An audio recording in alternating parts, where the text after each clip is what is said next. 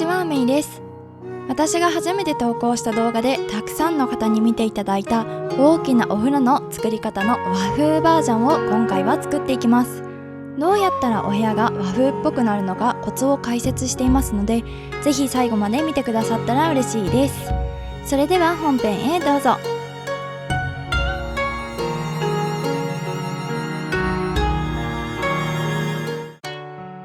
今回のテーマは大きなお風呂のある和風な部屋です。以前作ったお風呂の和風バージョンを作っていきます。それでは部屋の概要です。部屋の大きさは 10×10、 窓はあり、エントランスは一番右。明るさは白で最大の明るさ。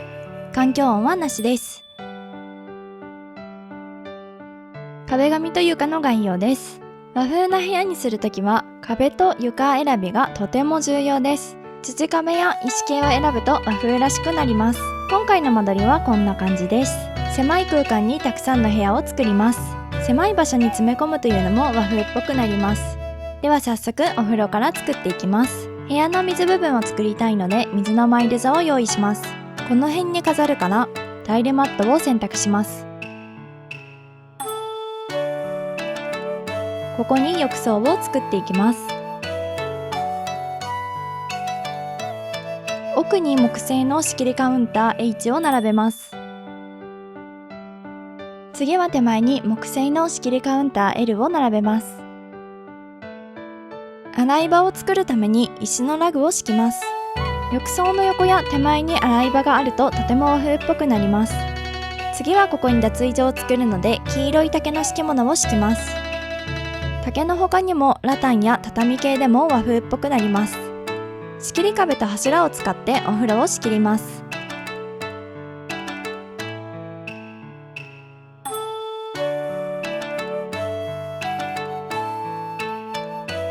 部屋をあえて狭くするためにここに外の部分を作ります。ものすごいど田舎であれば家屋は広いとは思いますが、あつ森では広いより狭く区切られていた方が和風っぽさが簡単に表現できるので、狭く区切るのがおすすめです。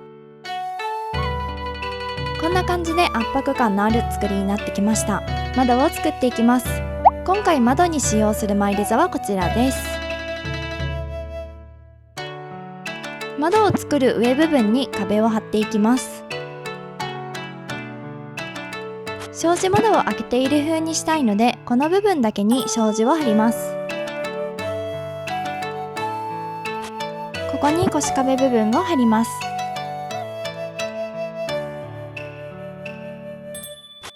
これで部屋の大枠ができてきました。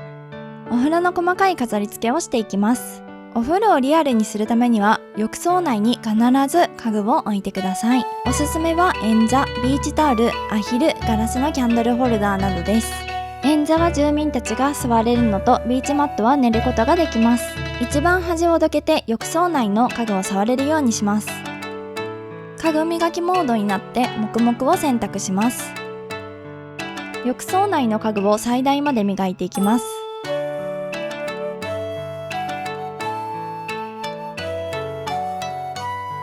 先ほどずらしたカウンターを戻して浴槽部分は完成です。洗い場を飾り付けていきます。シャワーなどつけたくなりますが、ここは我慢して木製のバケツ系を飾ります。ここに目隠しのために竹のスクリーンを飾ります。脱衣所を飾ります。脱衣所はシンプルにします。扇風機など置いてもいいかもしれないですね。あんどんで足元を優しく照らします。電球を飾り付けます。この部分に縦長ののれんをかけて玄関からお風呂を見えづらくします。お風呂と脱衣所の飾り付けが終わりました。こんな感じで少しだけ見えづらくなっています。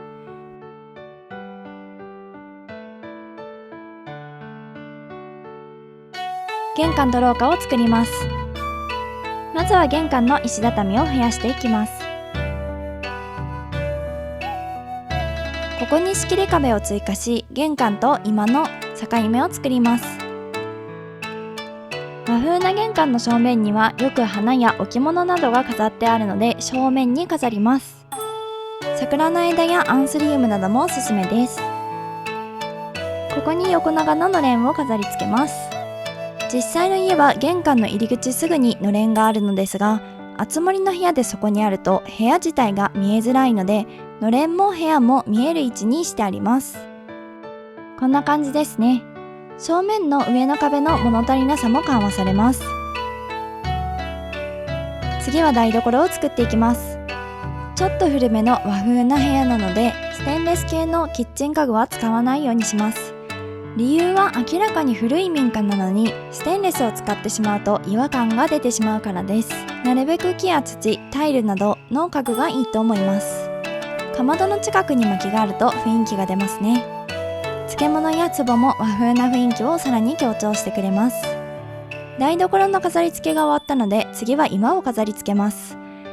居間には畳を敷きます。この時に注意したい点は椅子を置かないことです。日本文化は床に座る文化が長かったので、あえて椅子を置かずに雰囲気を出します。お風呂場でプラスチック製のものを使っている時点で部屋の設定としてはアウトなんですけどね。壁を飾り付けます。壁に観葉植物など飾ると和風から離れてしまうので、飾ったとしても竹の一輪挿しなどがいいと思います。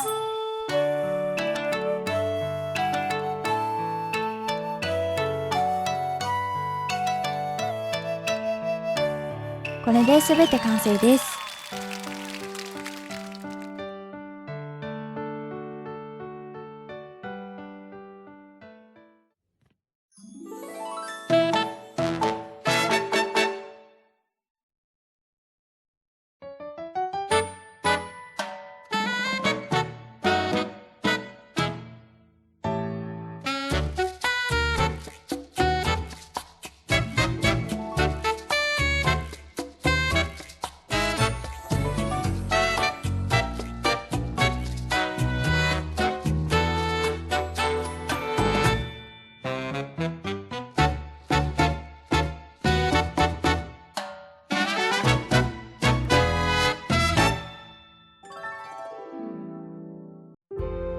大きなお風呂のある和風な部屋はいかがだったでしょうか。ちょっとしたポイントで和風なお部屋ができましたね。和風な大きなお風呂に入りたいと思った方は、ぜひチャンネル登録、グッドボタンお願いいたします。